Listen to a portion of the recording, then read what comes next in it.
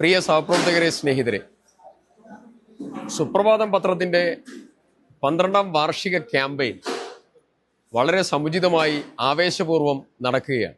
ആ ക്യാമ്പയിൻ്റെ ഭാഗമായി ഏറെ സന്തോഷത്തോടു കൂടിയാണ് ഇന്ന് മുണ്ടകൈ മഹല്ലിലെ നിവാസികൾ ഒരുമിച്ച് കൂടിയപ്പോൾ അവരുടെ പ്രാർത്ഥന പരിപാടിയും അതോടനുബന്ധിച്ച് സുപ്രഭാതം ദിനപത്രത്തിന്റെ 12ാം വാർഷിക ക്യാമ്പയിനും എല്ലാം തന്നെ വളരെ വിപുലമായ രീതിയിൽ കൽപ്പറ്റയിൽ വെച്ചുകൊണ്ട് നടക്കുകയുണ്ടായി.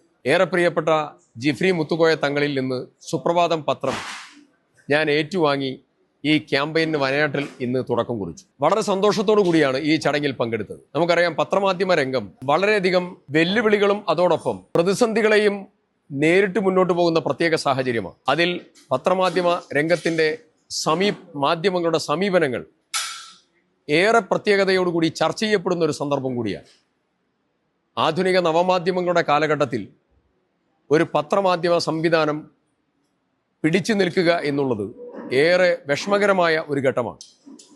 ആ ഘട്ടം വളരെ മനോഹരമായും ഉത്തരവാദിത്വത്തോടെയും സത്യസന്ധമായും നീതിപൂർവവും പത്രമാധ്യമത്തിൻ്റെ ഏറ്റവും വലിയ ധാർമ്മികതയോട് നീതി പുലർത്തിക്കൊണ്ടാണ് സുപ്രഭാതം ദിനപത്രം കഴിഞ്ഞ 11 വർഷക്കാലവും പൂർത്തീകരണത്തിലൂടെ കടന്നുപോയത് എന്നുള്ളത് ഒരു അഭിമാനകരമായിട്ടുള്ള ഒരു ചരിത്ര മുഹൂർത്തമാണ്. ഈ ക്യാമ്പയിന് എല്ലാവിധ ആശംസകൾ.